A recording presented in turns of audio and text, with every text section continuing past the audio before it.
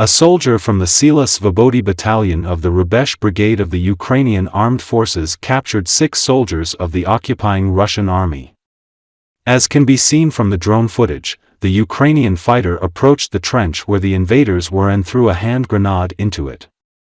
The Russian soldiers, who were in a desperate situation, decided to surrender and, throwing down their weapons, left the trench. The invaders thanked the Ukrainian fighters for not killing them. Предложили, ребята, можно, пожалуйста, сдаться в плен. Мы, солдаты Российской Федерации, благодарим 4-й батальон Силы Свободы за то, что дали нам и взяли нас в плен, и сохранили нам жизнь. Слава Украине! Слава Украине! Героям слава! Сколько человек вас брало в плен? 1.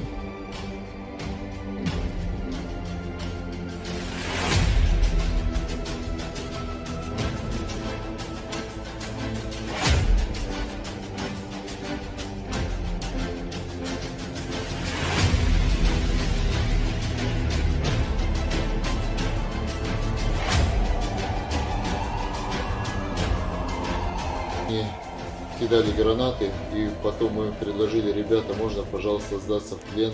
Мы, солдаты Российской Федерации, благодарим 4-й батальон Силы Свободы за то, что дали нам и взяли нас в плен, и сохранили нам жизнь. Слава Украине! Слава Украине! Героям слава! Russia will not be able to defeat Ukraine, and the Kremlin has already understood this. Now the main goal for Vladimir Putin is the conquest of the Donetsk region, which he wants to use to justify the end of the war to his people. The head of the Council of Reserves of the Ground Forces of the Armed Forces of Ukraine, Sergeant Ivan Timochko, stated this in a comment to Channel 24. Ukraine has already won the war. The commander of a self-propelled howitzer artillery division is convinced. According to the veteran, Russia has not achieved its goals, its resources are running out, and Vladimir Putin's press secretary Dmitry Peskov is asking the US and EU to put pressure on Ukraine not to strike the refinery. The next problem for the Russian Federation is its internal problems. For example, shooting near the Wildberries office and its seizure, Ramzan Kadyrov's open criticism of Bastrykin and Kolokoltsev. Meanwhile, the Ukrainian armed forces are fighting in the Kursk region. Putin could not even imagine this, noted the head of the Council of Reserves.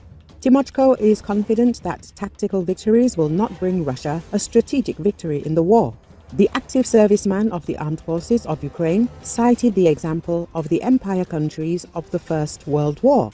They thought they were strong and fell apart. Timochko summed up, predicting the collapse of Russia and a catastrophe for Vladimir Putin. Putin's goal was to extinguish Ukraine as an independent, sovereign, democratic country. He's failed, and that's not going to change. A sovereign, independent, democratic Ukraine is going to endure. Putin wanted to prove that Russia was still a global power with an extraordinarily overwhelming military. Victory over Ukraine would allow Russia to coerce and intimidate its neighbors, but Putin has failed. Russia will emerge from this war weaker than it went in. Putin believes the West will tire from the war, the inflation the war causes, and the high energy prices. It's incumbent upon all of us to signal to him it's not going to work.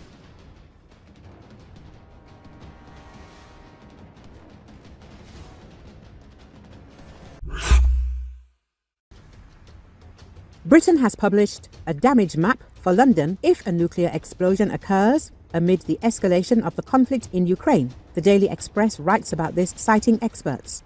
The hands of the doomsday clock have been moved 1 second closer to midnight, with only 89 metaphorical seconds separating the world. One of the reasons for calculating the danger is the possibility of starting a nuclear war. Alex Evans comments on the situation.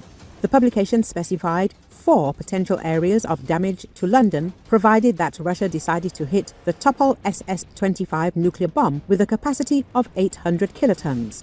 The first option is that part of central London will be razed to the ground. The second is the average radius of damage to the city and the collapse of several buildings. The third is serious burns to the body for the population of several districts. The fourth was light explosions on the outskirts of the capital. According to the publication, the conflict between the two countries may escalate, as indicated by several factors at once. Negotiations between Russia and the United States on Ukraine without Kiev's participation, Europe's increase in defense spending, and British Prime Minister Keir Starmer's promises to send troops to Ukraine.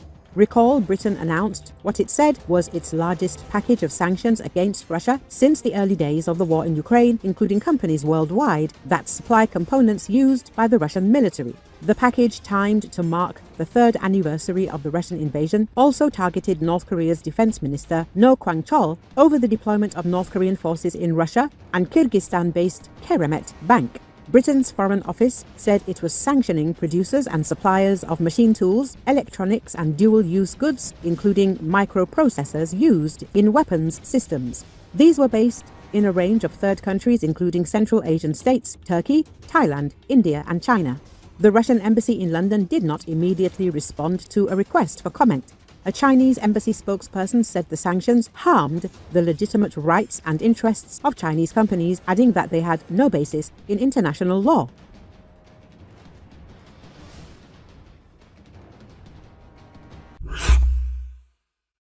France is ready to use its nuclear deterrent to help defend Europe. Nuclear-capable fighter jets could be deployed to Germany, according to The Telegraph. The option of deploying French nuclear fighter jets in Germany has been considered amid US statements about the withdrawal of its troops from the continent. A French official told The Telegraph that the deployment of the fighter jets would send a signal to Russia's Vladimir Putin, and it should also force British Prime Minister Keir Starmer to do the same as France. Posting a few French nuclear jet fighters in Germany should not be difficult and would send a strong message, the source said. The United States has long guaranteed the security of Europe with about 100 nuclear missiles in its arsenal, many of which are deployed at the American military base in Germany.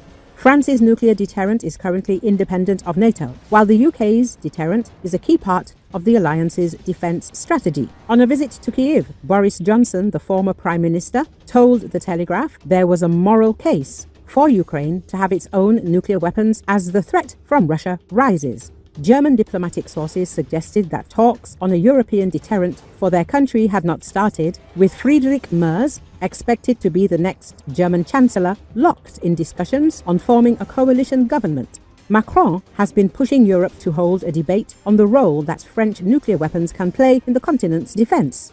A diplomat in Berlin said the French offer would increase pressure on Keir Starmer to do the same and prove he was serious about contributing to European security. Media previously reported that Europe fears Trump will not follow NATO's Article 5, which obliges allies to defend themselves collectively in case of an attack by other countries. German Chancellor candidate and leader of the Christian Democratic Union, Friedrich Merz, believes that Europe must be prepared to defend itself without the United States. We have to be prepared for the fact that Donald Trump will no longer unconditionally support NATO's mutual defense commitments, he told reporters. Merz noted that it is extremely important that Europeans make every effort to ensure that they are able to defend the European continent on their own. In recent days, US President Donald Trump has been increasingly expressing solidarity with Russian dictator Vladimir Putin. These comments followed US Vice President J.D. Vance's speech at the Munich Security Conference, in which he called major European parties a more dangerous threat to European security than Russia. Since then, European leaders have become increasingly concerned that they will no longer be able to rely on the United States and NATO's collective defense.